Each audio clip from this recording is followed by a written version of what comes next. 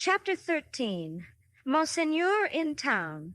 Monseigneur, one of the great lords in power at the court, held his fortnightly reception in his grand hotel in Paris. Monseigneur was in his inner room, his sanctuary of sanctuaries, the holiest of holiest to the crowd of worshippers in the suite of rooms without. Monseigneur was about to take his chocolate. Monseigneur could swallow a great many things with ease, and was by some few sullen minds supposed to be rather rapidly swallowing France. But his morning's chocolate could not so much as get into the throat of Monseigneur without the aid of 4 strong men besides the cook. Yes, it took 4 men, all 4 ablaze with gorgeous decoration, and the chief of them unable to exist with fewer than 2 gold watches in his pocket, emulative of the noble and chaste fashion set by Monseigneur, to conduct the happy chocolate to Monseigneur's lips. 1 lackey carried the chocolate pot into the sacred presence. A second milled and frothed the chocolate with the little instrument he bore for that function. A third presented the favored napkin. A fourth, he of the 2 gold watches, poured the chocolate out. It was impossible for Monseigneur to dispense with one of these attendants on the chocolate and hold his high place under the admiring heavens. Deep would have been the blot upon his escutcheon if his chocolate had been ignobly waited on by only 3 men. He must have died of 2. Monseigneur had been out at a little supper last night, where the comedy and the grand opera were charmingly represented. Monseigneur was out at a little supper most nights with fascinating company. So polite and so impressible was Monseigneur that the comedy and the grand opera had far more influence with him in the tiresome articles of state affairs and state secrets than the needs of all France. A happy circumstance for France, as the like always is for all countries similarly favored. Always was for England, by way of example, in the regretted days of the Mary Stuart, who sold it. Monseigneur had one truly noble idea of general public business, which was to let everything go on in its own way. Of particular public business, Monseigneur had the other truly noble idea that it must all go his way, tend to his own power and pocket. Of his pleasures, general and particular, Monseigneur had the other truly noble idea that the world was made for them. The text of his order, altered from the original by only a pronoun, which is not much, ran, "The earth and the fullness thereof are mine, saith Monseigneur." Yet Monseigneur had slowly found that vulgar embarrassments crept into his affairs, both private and public. And he had, as to both classes of affairs, allied himself perforce with a farmer general. As to finances public, because Monseigneur could not make anything at all of them, and must consequently let them out to somebody who could. As to finances private, because farmer generals were rich, and Monseigneur, after generations of great luxury and expense, was growing poor. Hence Monseigneur had taken his sister from a convent, while there was yet time to ward off the impending veil, the cheapest garment she could wear, and had bestowed her as a prize upon a very rich farmer general, poor in family. Which farmer general, carrying an appropriate cane with a golden apple on the top of it, was now among the company in the outer rooms, much prostrated before by mankind, always excepting superior mankind of the blood of Monseigneur, who, his own wife included, looked down upon him with the loftiest contempt. A sumptuous man was the farmer general. 30 horses stood in his stables, 24 male domestics sat in his halls, 6 body women waited on his wife. As one who pretended to do nothing but plunder and forage where he could, the farmer general, howsoever his matrimonial reduced to social morality, was at least the greatest reality among the personages who attended at the hotel of Monseigneur that day. For the rooms, though a beautiful scene to look at and adorned with every device of decoration that the taste and skill of the time could achieve, were in truth not a sound business, considered with any reference to the scarecrows in the rags and nightcaps elsewhere, and not so far off either, but that the watching towers of Notre Dame, almost equidistant from the 2 extremes, could see them both. They would have been an exceedingly uncomfortable business, if that could have been anybody's business, at the house of Monseigneur. Military officers destitute of military knowledge, naval officers with no idea of a ship, civil officers without a notion of affairs, brazen ecclesiastics, of the worst worldly, with sensual eyes, loose tongues, and looser lives, all totally unfit for their several callings, all lying horribly and pretending to belong to them, but all nearly or remotely of the order of Monseigneur, and therefore foisted on all public employments from which anything was to be got. These were to be told off by the score and the score. People not immediately connected with Monseigneur or the state, yet equally unconnected with anything that was real, or with lives passed in traveling by any straight road to any true earthly end, were no less abundant. Doctors who made great fortunes out of dainty remedies for imaginary disorders that never existed smiled upon their courtly patients in the antechambers of Monseigneur. Projectors who had discovered every kind of remedy for the little evils with which the state was touched, except the remedy of setting to work in earnest to root out a single sin, poured their distracting babble into any ears they could lay hold of at the reception of Monseigneur. Unbelieving philosophers who were remodeling the world with words and making card towers of babble to scale the skies with, talked with unbelieving chemists who had an eye on the transmutation of metals at this wonderful gathering accumulated by Monseigneur. Exquisite gentlemen of the finest breeding, which was at that remarkable time, and has been since, to be known by its fruits of indifference to every natural subject of human interest, were in the most exemplary state of exhaustion at the Hotel of Monseigneur.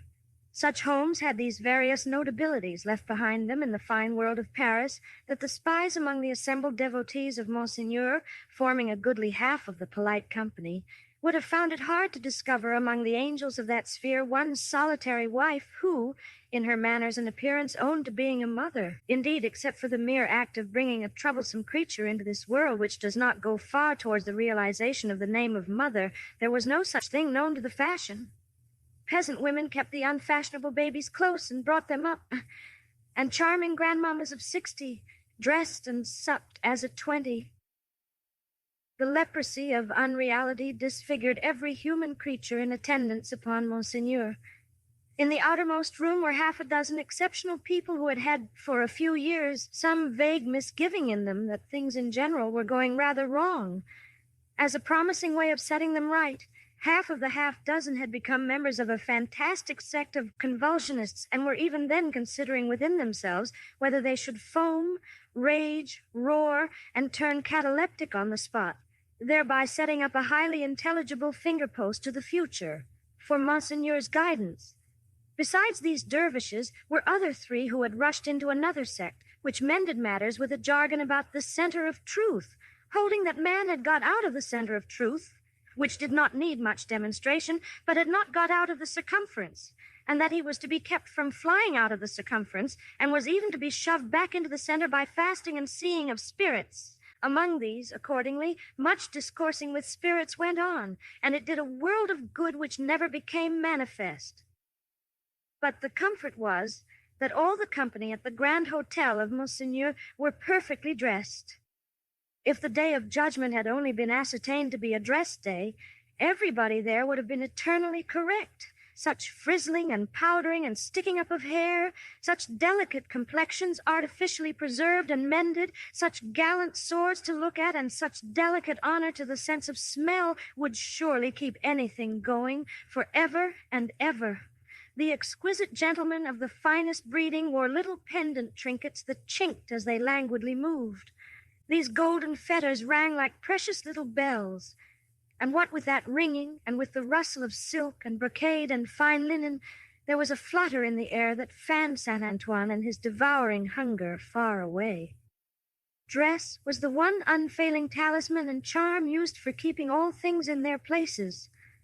Everybody was dressed for a fancy ball that was never to leave off. From the palace of the Tuileries, through Monseigneur and the whole court, through the chambers, the tribunals of justice, and all society, except the scarecrows, the fancy ball descended to the common executioner, who, in pursuance of the charm, was required to officiate frizzled, powdered in a gold-laced coat, pumps, and white silk stockings. At the gallows and the wheel, the axe was a rarity. Monsieur Parry, as it was the episcopal mode among his brother professors of the provinces, Monsieur Orleans and the rest to call him, presided in this dainty dress. And who among the company at Monseigneur's reception in that 1780th year of our Lord could possibly doubt that a system rooted in a frizzled hangman, powdered, gold-laced, pumped, and white silk stockinged, would see the very stars out. Monseigneur, having eased his 4 men of their burdens and taken his chocolate, caused the doors of the holiest of holiest to be thrown open and issued forth.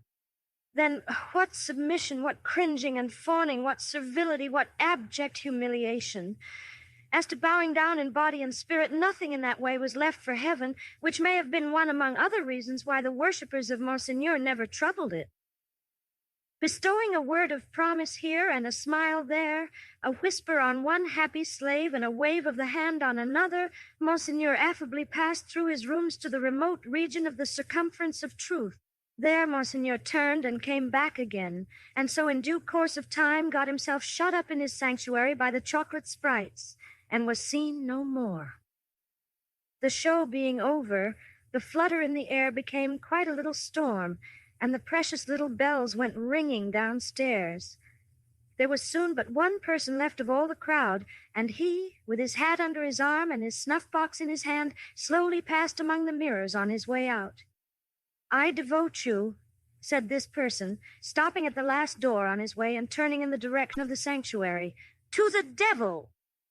With that he shook the snuff from his fingers as if he had shaken the dust from his feet, and quietly walked downstairs. He was a man of about 60, handsomely dressed, haughty in manner, and with a face like a fine mask, a face of a transparent paleness, every feature in it clearly defined, one set expression on it. The nose, beautifully formed otherwise, was very slightly pinched at the top of each nostril. In those 2 compressions, or dints, the only little change that the face ever showed resided. They persisted in changing color sometimes, and they would be occasionally dilated and contracted by something like a faint pulsation. Then they gave a look of treachery and cruelty to the whole countenance. Examined with attention, its capacity of helping such a look was to be found in the line of the mouth, and the lines of the orbits of the eyes, being much too horizontal and thin. Still, in the effect of the face made, it was a handsome face, and a remarkable one. Its owner went downstairs into the courtyard, got into his carriage, and drove away. Not many people had talked with him at the reception. He had stood in a little space apart, and Monseigneur might have been warmer in his manner. It appeared, under the circumstances, rather agreeable to him to see the common people dispersed before his horses, and often barely escaping from being run down. His man drove as if he were charging an enemy, and the furious recklessness of the man brought no check into the face or to the lips of the master. The complaint had sometimes made itself audible, even in that deaf city and dumb age that, in the narrow streets without footways, the fierce patrician custom of hard driving endangered and maimed the mere vulgar in a barbarous manner. But few cared enough for that to think of it a second time. And in this matter, as in all others, the common wretches were left to get out of their difficulties as they could.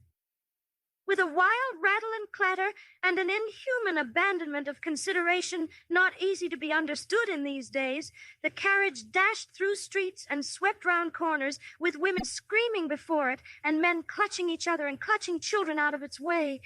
At last, swooping at a street corner by a fountain, one of its wheels came to a sickening little jolt, and there was a loud cry from a number of voices, and the horses reared and plunged.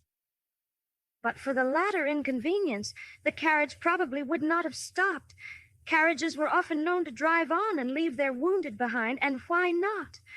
But the frightened valet had got down in a hurry, and there were 20 hands at the horses' bridles. "What has gone wrong?" said Monsieur, calmly looking out. A tall man in a nightcap had caught up a bundle from among the feet of the horses and had laid it on the basement of the fountain, and was down in the mud and wet, howling over it like a wild animal. "Pardon, Monsieur the Marquis," said a ragged and submissive man. "It is a child." "Why does he make that abominable noise? Is it his child?" "Excuse me, Monsieur the Marquis. It is a pity, yes." The fountain was a little removed, for the street opened, where it was, into a space some 10 or 12 yards square.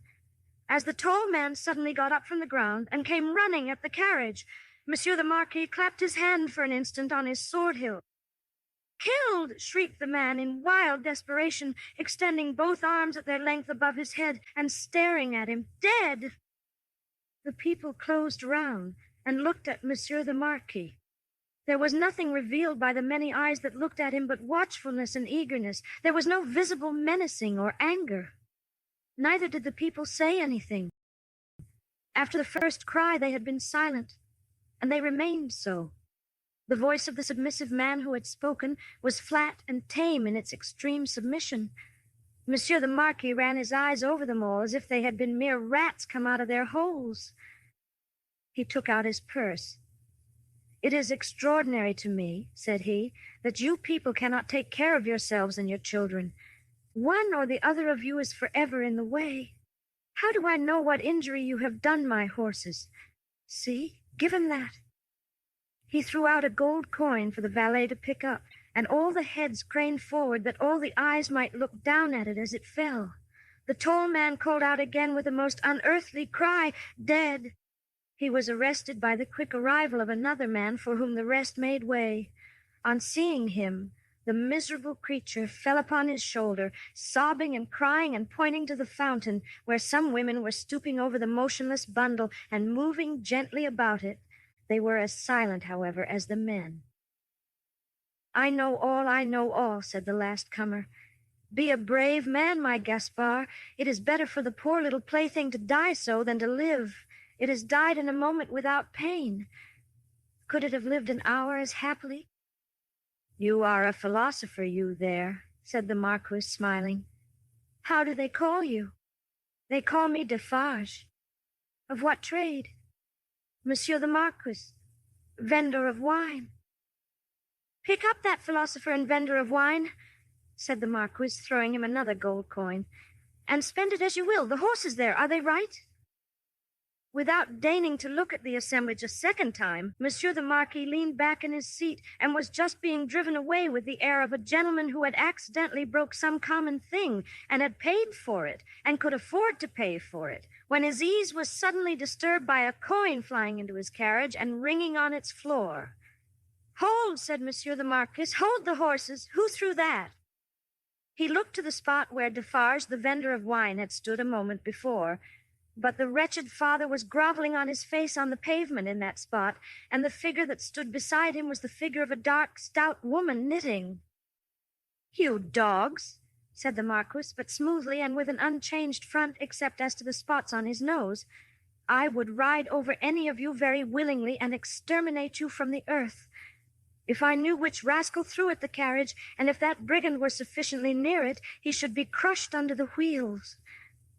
So cowed was their condition, and so long and hard their experience of what such a man could do to them, within the law and beyond it, that not a voice or a hand or even an eye was raised. Among the men, not one. But the woman who stood knitting looked up steadily and looked the Marquis in the face. It was not for his dignity to notice it. His contemptuous eyes passed over her and over all the other rats, and he leaned back in his seat again and gave the word, "Go on." He was driven on, and other carriages came whirling by in quick succession. The minister, the state projector, the farmer general, the doctor, the lawyer, the ecclesiastic, the grand opera, the comedy, the whole fancy ball in a bright continuous flow, came whirling by. The rats had crept out of their holes to look on, and they remained looking on for hours. Soldiers and police often passing between them and the spectacle, and making a barrier behind which they slunk, and through which they peeped. The father had long ago taken up his bundle and bidden himself away with it, when the women who had tended the bundle while it lay on the base of the fountain sat there watching the running of the water and the rolling of the fancy ball, when the one woman who had stood conspicuous, knitting, still knitted on with the steadfastness of fate. The water of the fountain ran. The swift river ran. The day ran into evening. So much life in the city ran into death according to rule. Time and tide waited for no man. The rats were sleeping close together in their dark holes again. The fancy ball was lighted up at supper. All things ran their course.